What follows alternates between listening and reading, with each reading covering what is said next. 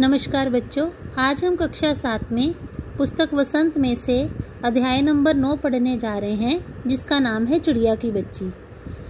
ये मनुष्य की प्रवृत्ति के ऊपर आधारित एक कहानी है। इसमें ये बताया गया है कि मनुष्य जो है भौतिकवादी प्रवृत्ति का स्वामी होता है, यानी वो संसार की जो चीज़ें हैं, विलासता की चीज़ें हैं, कोठी है, पैसे हैं, जायदाद है, इन सब चीज़ों के पीछे भागता है और प्रकृति द्वारा जो सुख हमें मिलते हैं उन सुखों की कद्र नहीं करता। जबकि जो जानवर और पक्षी होते हैं वो प्रकृति के सुखों का अनुभव करते हैं और पैसा उनके लिए कोई मायने नहीं रखता है।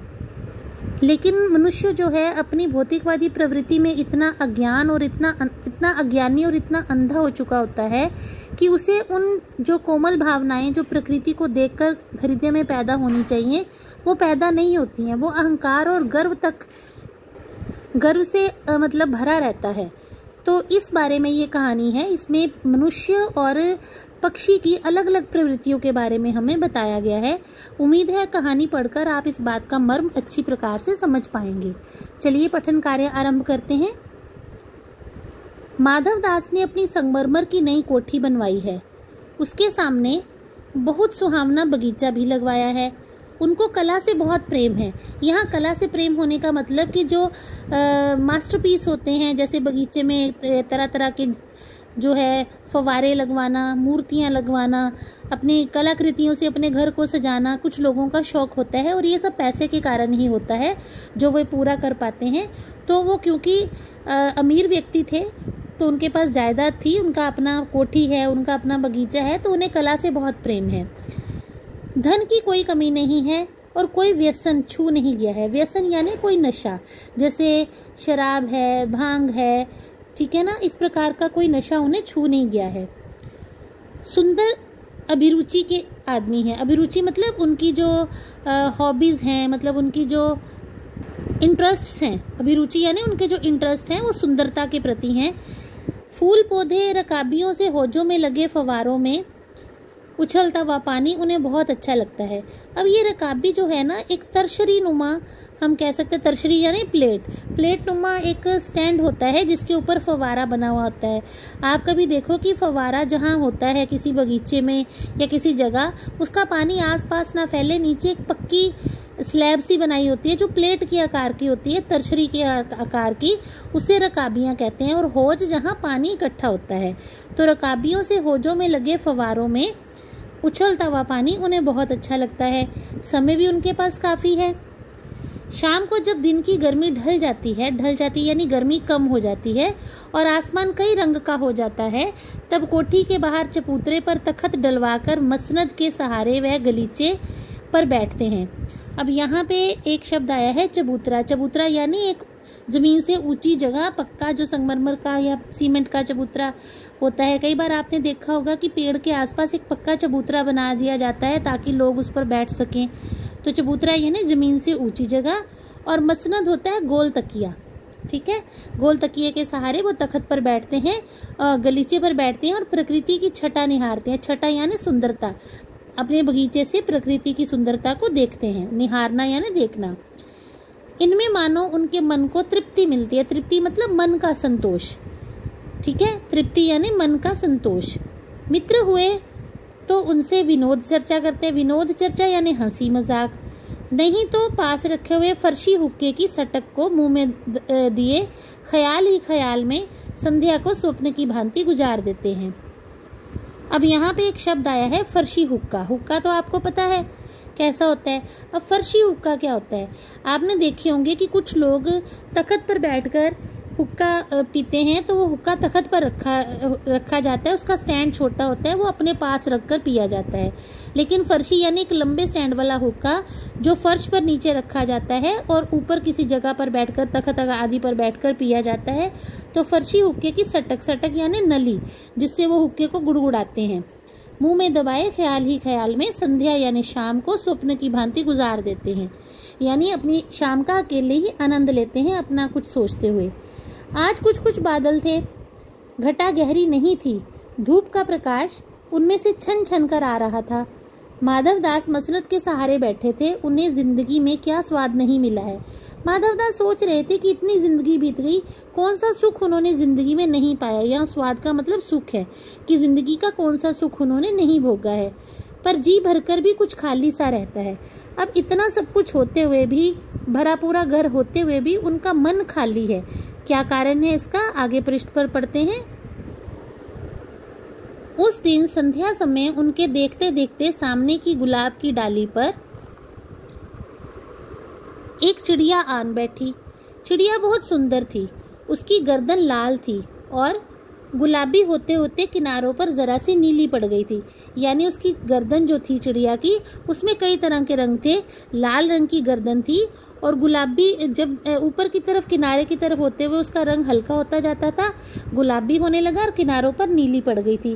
पंख ऊपर से चमकदार स्याह, स्याह यानी बहुत काले थे, स्याह थे, चमकदार थे, जो काला चमकीला रंग था उसके पंखों का। उसका नन्हा सा सिर तो बहुत ही प्यारा लगता था और शरीर पर चित्र विचित्र चित्रकारी थी। आपने देखा होगा कि पक्षियों के पंखों के ऊपर बहुत तरह की रेखाएं खींची रहती हैं, रंग बिरंगी सी, जैसा लगता है मानो ईश्वर ने चित्रकारी की हो उनके पंखों पर। तो बड़ी सुंदर लग रही थी। चिड़िया को मानो माधवदास की सत्ता का कुछ पता नहीं था। सत्ता यानी रोब यानी शक्ति, यानी उसके पैसे की ताकत का, सत्ता यानी ताकत का कुछ पता नहीं था। और मानो तनिक देर आराम भी उसे नहीं चाहिए था। कभी पर हिलाती थी, कभी फुदकती थी। वह खूब खुश मालूम होती थी। अपनी नन्ही सी चोंच में प्यारी प्यारी आवाज़ निकाल रही थी। अपनी चोंच से, अपने गले से बहुत सुंदर तरीके की आवाज़ें निकाल रही थी। माधवदास को वह चिड़िया बड़ी मनमानी लगी। जैसे बच्चे अपने मन के मीत होते हैं ना, अपने मन की बात करते हैं, अपने मन से जो चाहे करते हैं, किसी की नहीं मानते, तो चिड़िया भी उसे ऐसी लगी। उसकी स्वच्छंदता, स्वच्छंदता यानी किसी की बात को ना मानना, अपने चित्त में जो आए, अपने मन में जो आए वो करना। उसकी स्वच्छंदता बड़ी प्यारी जान पड़ती थी यानी प्यारी लग रही थी। कुछ देर बाद वे उस चिड़िया का इस डाल से उस डाल पर थिरकना देखते रहे। इस समय वे अपना बहुत कुछ भूल गए। उन्होंने उस चिड़िया से कहा, आओ तुम बड़ी अच्छी आई, ये बगीचा तुम लोगों के लिए ही तो बनाया है, तुम लोगों के बिना सूना लगता है। सुनो चिड़िया, तुम खुशी से ये समझो कि ये बगीचा मैंने तुम्हारे लिए ही बनवाया है। तुम बेखटके यहाँ आया करो। बेखटके यानी बिना किसी चिंता के, बिना किसी बाधा के, तुम्हें कोई नहीं रोकेगा, बिना किसी डर के। ठीक है, खटका यानी डर, बेखटका यानी बिना डर के, तुम बिना डर के यहाँ आया करो। चिड़िया पहले तो असावधान रही, उसने ध्यान नहीं दिया कि कौन बोल रहा है। फिर ये जानकर कि बात उससे की जा रही है, वह एकाएक तो घबराई, फिर संकोच को जीतकर बोली। संकोच यानी थोड़ा सा घबराना या सकुचाना। उसको पहले देखकर वो पीछे सकुचा गई कि मेरे से क्यों बात कर रही है। फिर संकोच को जीतकर यानी अपनी घबराहट को छिपाकर बोली, मुझे मालूम नहीं कि ये बगीचा आपका है, मैं अभी चली जाती हूँ। पल भर सांस लेने के लिए यहाँ टिक गई थी। टिक गई यानी रुक गई थी। माधवदास ने कहा, हाँ बगीचा तो मेरा है, ये संगमरमर की कोठी भी मेरी है, लेकिन ये सब तुम अपना ही समझ सकती हो, सब कुछ तुम्हारा है। तुम कैसी भोली हो, कैसी प्यारी हो। जाओ नहीं, बैठो, मेरा मन तुमसे बहुत खुश होता है। यानी वो चिड़िया उसको देखने में बहुत अच्छी लग रही थी और माधवदास का मन कह रहा था कि वो चिड़िया वहीं रहे। चिड़िया कुछ सकुचा गई यानी कुछ घबरा गई। उसे बोध हुआ यानी उसे पता चला कि उससे ये गलती तो नहीं हो गई कि वह यहाँ बैठ गई है। उसका थिरकना रुक गया यानी वो इधर उधर फुदक रही थी, नाच रही थी। थिरकना यानी नाचना, तो उसका इधर उधर नाचना थिरकना रुक गया। भयभीत सी वह बोली, मैं थककर यहाँ बैठ गई थी, मैं अभी चली जाऊंगी। बगीचा आपका है, मुझे माफ़ करें। माधवदास ने कहा, मेरी भोली चिड़िया, तुम्हें देखकर मेरा चित्त प्रफुल्लित हुआ है। चित्त प्रफुल्लित होना, चित्त यानी मन, प्रफुल्लित यानी खुश। मेरा मन खुश हो गया है। मेरा महल भी सूना है। सूना यहाँ यानी मतलब खाली है। वहाँ कोई भी चहचहाता नहीं है। यहाँ चहचहाट केवल पक्षियों की नहीं, यहाँ बच्चों की चहचहाट, किलकारियों की बात हो रही है कि वहाँ कोई भी चहचहाता नहीं है। तुम्हें देखकर मेरी रागनियों का जी बहलेगा। तुम कैसी प्यारी हो, यहाँ ही तुम क्यों ना रहो। रागनियाँ यानी मन में उठी हुई जो तरंगे हैं, आपने देखा होगा कि मन के भाव जब वैराग में होते हैं, दुख में होते हैं, तो दुख की रागनियाँ बजती हैं हृदय के अंदर। और जब इंसान खुश होता है तो उसके मन के अंदर से खुशी की तरंगें फूटती हैं। तो यहाँ रागनियाँ का मतलब है मन का भाव। तो मेरा मन बहलेगा, ये कहने का उसका तात्पर्य है। चिड़िया बोली, मैं माँ के पास जा रही हूँ, सूरज की धूप खाने और हवा से खेलने, फूलों से बातें करने में ज़रा घर से उड़ आई थी। अब सांझ हो गई है, सांझ यानी शाम हो गई है, और मैं माँ के पास जा रही हूँ। अभी अभी मैं चली जा रही हूँ, आप सोच ना करें। अब चिड़िया को ये समझ नहीं आ रही थी कि उसे उसका वहाँ बैठना क्यों अच्छा लग रहा है, क्योंकि माधवदास तो अनजान था और चिड़िया उसके मन के भावों को अच्छे से समझ नहीं पा रही थी। वो सोच रही थी कि कहीं ये मुझे पकड़ ना ले तो मैं यहाँ से उड़ चलूँ, क्योंकि उसे अपनी माँ की चिंता थी, माँ की याद थी। वो एक छोटी सी चिड़िया की बच्ची थी और उसका जो पूरी दुनिया थी उसके माँ बाप थे, उसके भाई बहन थे। तो वह किसी और के पास नहीं रुकना चाहती थी। तो उसने कहा कि अभी अभी मैं चली जा रही हूँ। माधवदास ने कहा, प्यारी चिड़िया, पगली मत बनो। देखो तुम्हारे चारों तरफ कैसी बहार है। देखो वह पानी खेल रहा है, उधर गुलाब हंस रहा है। भीतर महल में चलो, जाने क्या क्या ना पाओगे। यानी मेरे पास बहुत कुछ है, तुम देखो तो सही अंदर आके। मेरा दिल वीरान है, वीरान यानी सूना, ठीक है। वहाँ कब हंसी सुनने को मिलती है। अब वो कोशिश कर रहा है कि चिड़िया जो है उसका चहचहाना उसे प्यारा लग रहा था, तो वो कोशिश कर रहा है कि चिड़िया मेरे घर में ही रहे। उसको वो लालच दे रहा है। मेरे पास बहुत सा सोना मोती है, सोने का एक बहुत घर मैं तुम्हारे लिए बना दूंगा। घर यानी पिंजरा, मोतियों की झालर उसमें लटकेगी। तुम मुझे खुश रखना, और तुम्हें क्या चाहिए माँ के पास बताओ क्या है। तुम यहाँ ही सुख से रहो मेरी भोली गुड़िया। अब वो क्योंकि माधवदास को चिड़िया का आना अच्छा लग रहा है और उसका मन बहल रहा है, और वो चाहता है कि वो चिड़िया मन बहलाने के लिए उसी के पास रह जाए। वो उसे अपने पैसे की, अपनी कोठी की जो है शानो शौकत के बारे में बताता है और उसको इम्प्रेस करने की कोशिश करता है, प्रभावित करने की कोशिश करता है। तो उसे लगता है कि ये सब जो ऐशो इशरत देखकर मैं उसके लिए अगर सोने का पिंजरा बना दूं, उसके बैठे बैठे खाना खिला दूं, तो चिड़िया को क्या चाहिए, शायद वो इस लालच में मेरे पास रुक जाए। चिड़िया इन बातों से बहुत डर गई। वह बोली, मैं भटक कर तनिक यानी थोड़ा, मैं भटक कर तनिक आराम के लिए इस डाली पर रुक गई थी। अब भूलकर भी ऐसी गलती नहीं होगी। मैं अभी यहाँ से उड़ी जा रही हूँ। तुम्हारी बातें मेरी समझ में नहीं आती हैं। मेरी माँ के घोंसले के बाहर बहुतेरी सुनहरी धूप बिखरी रहती है। मुझे और क्या करना है।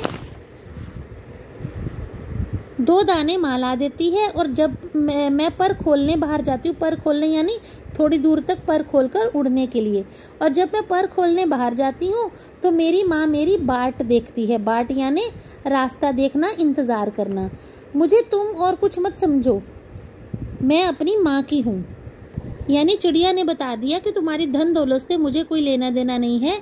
मैं तो प्रकृति का सौंदर्य देखने के लिए, सौंदर्य ही मेरे लिए सब कुछ है, क्योंकि मेरी माँ की घोंसले के बाहर बहुत सारी सुनहरी धूप है जो मुझे अच्छी लगती है, और खाने के लिए जो दाना चाहिए वो माँ ला देती है, और मैं पर खोलने यानी खेलने के लिए घोंसले से बाहर घूम आती हूँ। तो मुझे और कुछ नहीं चाहिए। माधवदास ने कहा, भोली चिड़िया, तुम कहाँ रहती हो? तुम मुझे नहीं जानती हो।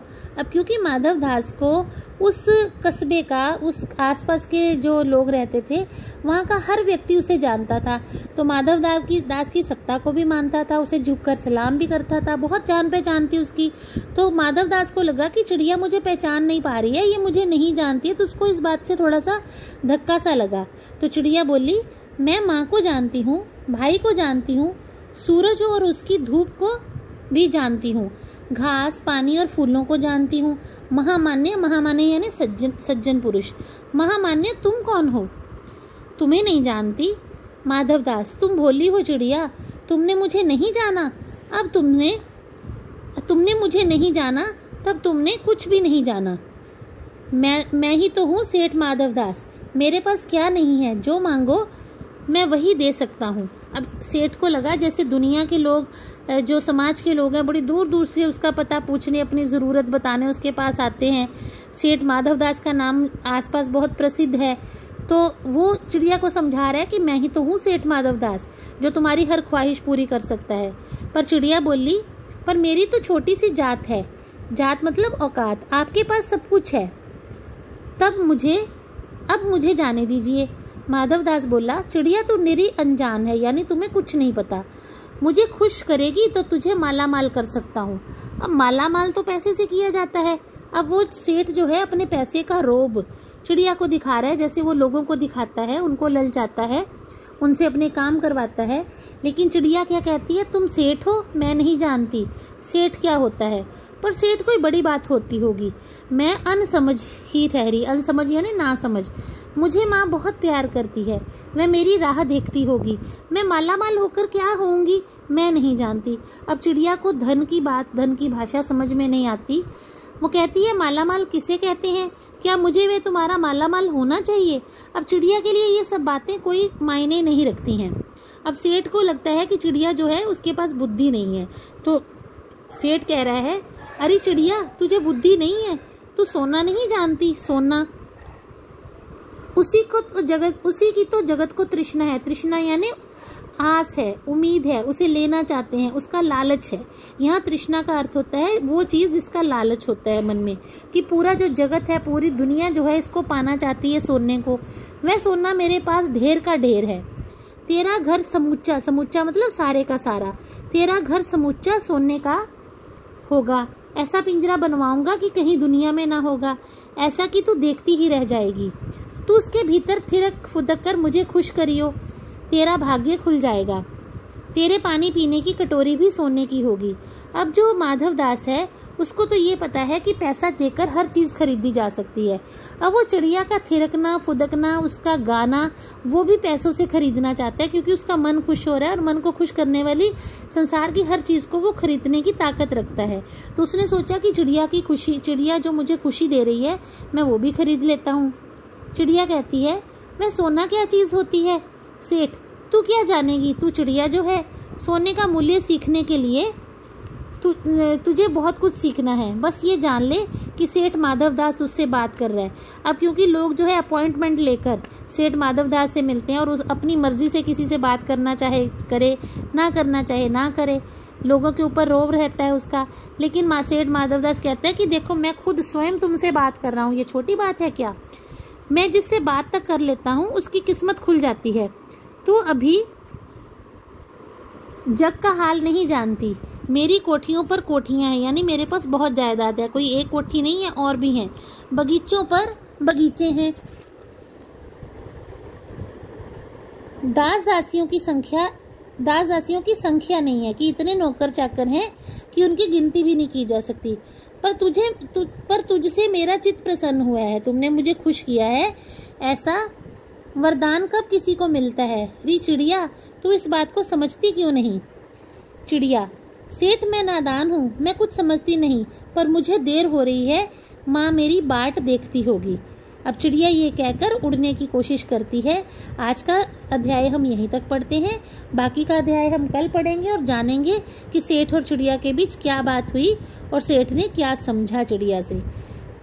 तब तक के लिए नमस्कार।